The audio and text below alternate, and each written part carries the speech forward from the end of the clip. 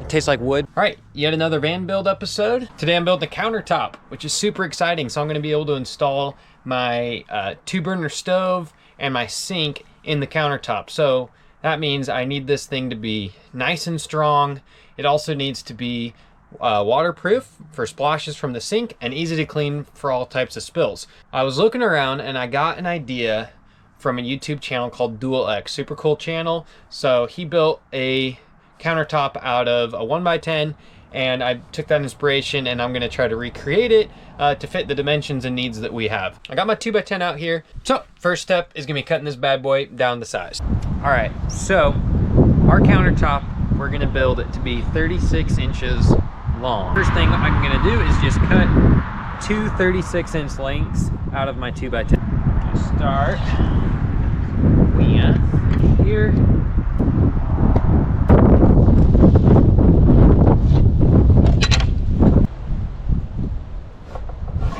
What you want to do is, this is my 36-inch segment, and so I'm going to leave the line. So I'm going to cut my blade just to the right of the line to make sure that this is actually 36 inches. Oh yeah, boys.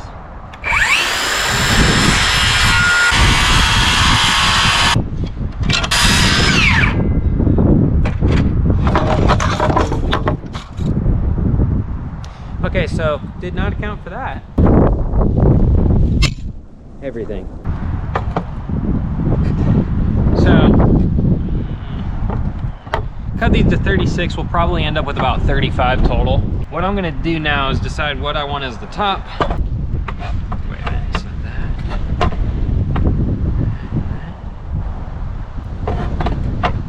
that. Okay. Now, I've seen this method used like one time. I don't know how well it works. I'm hoping it works extremely well. But we are going to find out.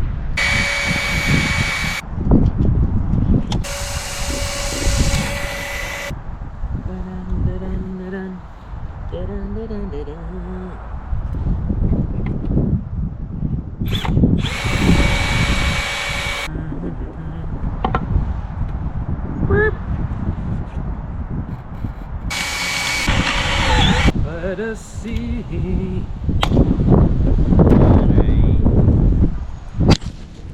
Not my GoPro. So the next step is I got to get ready to glue this. So I'm going to go get a sheet of 3/4 inch plywood to make a nice little kind of flat surface to put them down on. I'm going to use extra glue. I don't have a fancy little like roller applier. So we're just going to glob it on and then cut away the excess. So just kind of do a Z.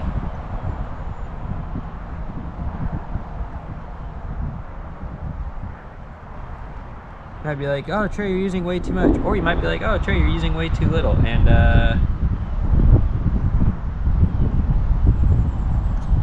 who knows, man.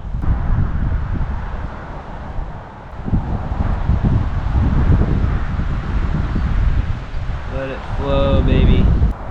Okay, so I'm gonna clamp this board down to my 1/2 inch ply, put all the screws in, and then clamp that guy down. And hope for the best. So all my glue doesn't run off. Line those up. Again, I'm gonna trim the edges at the end, so getting them perfectly lined up right now is not a top priority.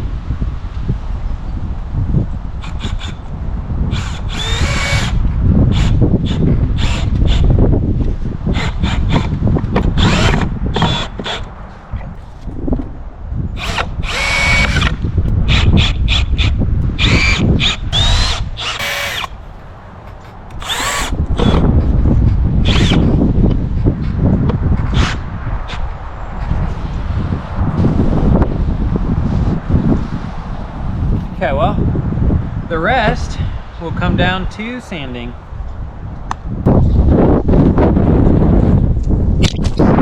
All right, well, it's all clamped. Now that while that dries, I'm gonna head to lunch and we'll see how it looks afterwards. Okay, so the countertop has dried. I actually just took all the screws out and this is very solidly together. Obviously, I can't really pull it apart with one hand. But the problem I ran into is I was stupid and I just used the edge that came on the 2x10, and this is like a construction 2x10, So not a good edge on that thing. And then I joined it together and we have a little bit of unevenness here throughout. So we were trying to sand it down. That didn't really work. So what we're gonna do is I'm gonna take my circular saw. I'm just gonna shave like a 1/4 of an inch on this side and this side. And then I know those are straight up and down. And then I can connect them together.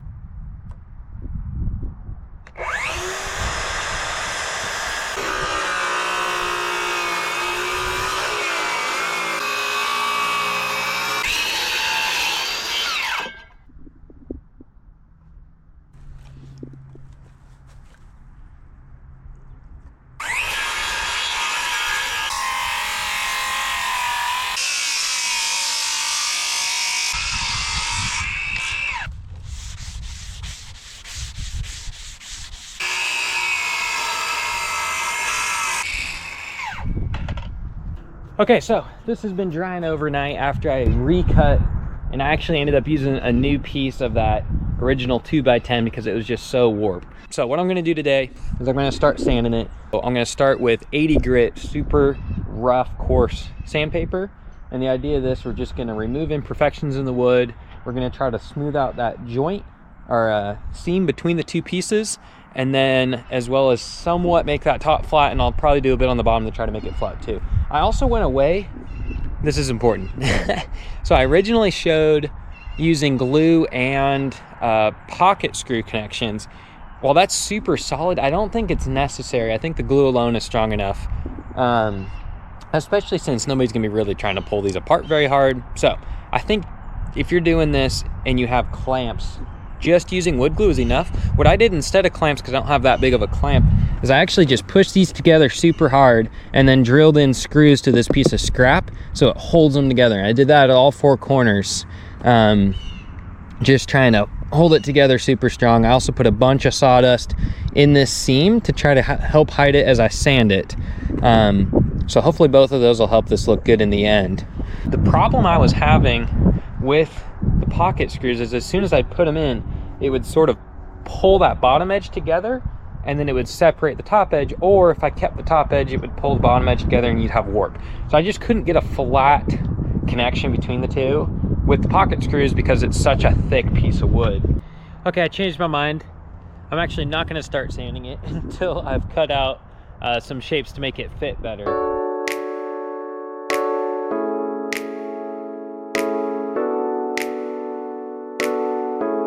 Okay, so here's how she sits after that cut. Just have a tiny bit of overhang on this side, which I really like. This is too much overhang. So we're gonna trim down this edge. And in order to get the exact same overhang here as here, I did a little math over here on my piece of scrap wood.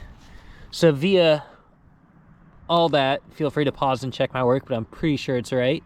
That is how much I need to cut off. Is that right? If I take 50 over 32 and I subtract, let's see, what's 32 plus 5? 37. 37 over 32. 50 minus 30 is 20. Minus 7. 20 minus 7 is 13. 13 over 32. Boom, baby. Okay, quick note on one of my favorite measuring tools ever. So as I just calculated, I need 5 30-seconds, so 1 inch and 5 30-seconds. Well, we only have 1/16 on here, but then you have this weird 1 over 128. So how you do this, every 8 over 128, every 8 of those is 1/16. So then if I need a 30-second and I only have 1/16 marked here, what I do is 4 over 128 up here, that is equivalent to half of a 1/16, which is 1/32. So right now I'm at 4 30-seconds. I need a 5th 30-second. So now I want to line up this 4 with just a line. So I'm gonna slide to right there and lock it in place. So now, hopefully you can see, but you'll see the 4 is now, oh, I'm probably way too close, guys. The 4 is now lined up with this guy, perfect. And then if you look back at the 0, it looks like it's about exactly in between 16ths, which is what you want. So that's how you get a 32nd of an inch on a caliper. Coolest tool ever, most accurate measuring tool out there. I love this thing. Oh, you might be asking, Trey, why didn't you measure this in millimeters? And I don't have an answer for that because millimeters are easier most of the time. I'm just used to working in inches. You know what? America. So.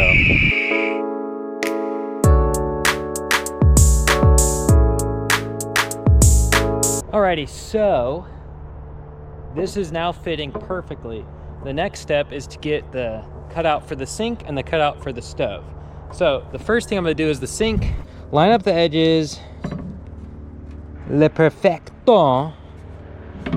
And then I'm gonna trace out the exterior of this guy.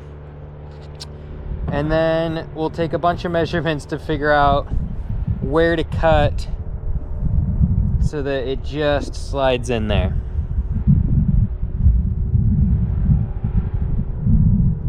That's the plan anyways. So I'm gonna start with that.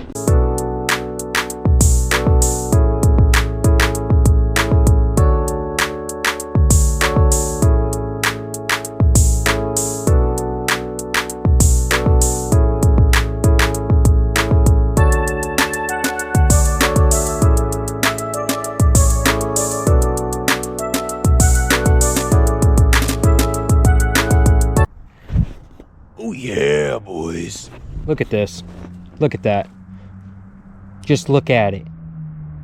Now, I added a little brace right here just because now all of a sudden there's not a lot of surface area for the wood glue to work on, so it wasn't coming apart, but now it really won't come apart. Let's see if the sink fits.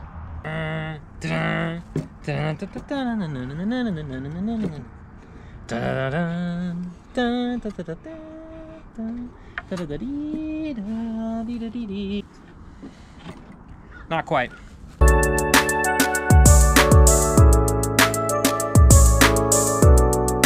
And that, my friends, is gorgeous. Ooh, that's pretty. That's pretty. Pretty stoked on that. I'm probably just gonna cut to it being installed because I just showed the whole sink install and that took forever. All right, there she is. A little sneak peek of how this is all gonna look. Right here is where the propane connects. Now, that is not below my countertop. So this is only really designed for like a 1/2 inch countertop.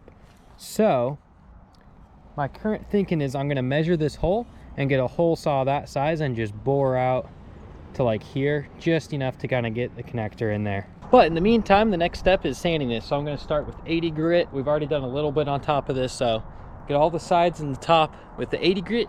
I'm gonna go to 120, then 220, and then we can start staining it.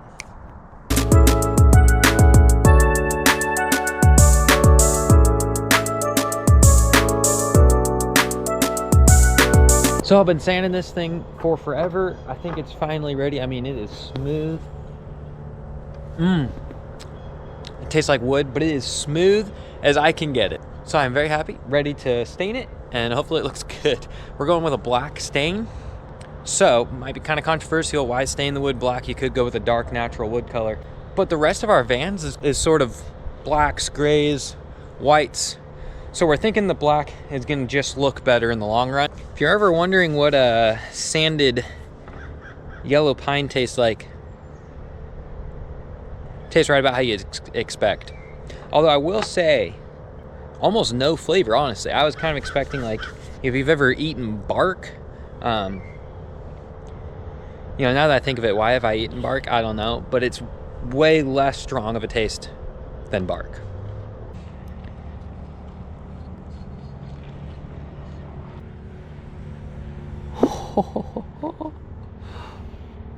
Whoa. I don't know why this is so exciting. Look at that. Oh, I'm excited.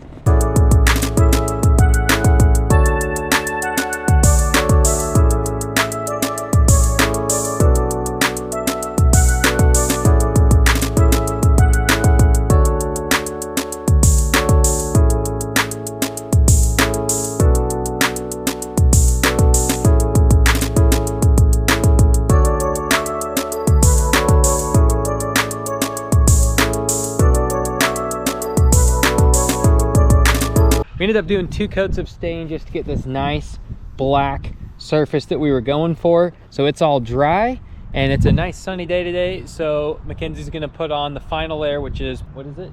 I don't know. Polyurethane. She's gonna put on the final layer, which is polyurethane, and that's gonna be what seals this up, makes it nice and splash proof for us. Sure. It's nice and thick. Looks like honey.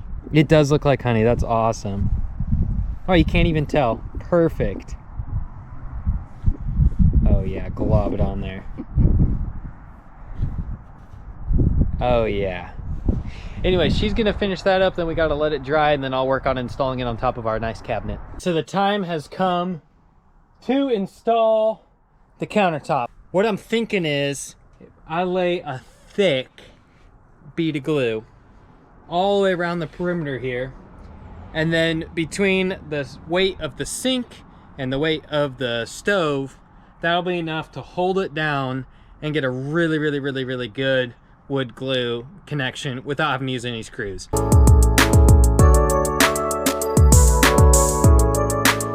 Woo, that looking good. That is, woo, that's nice right there.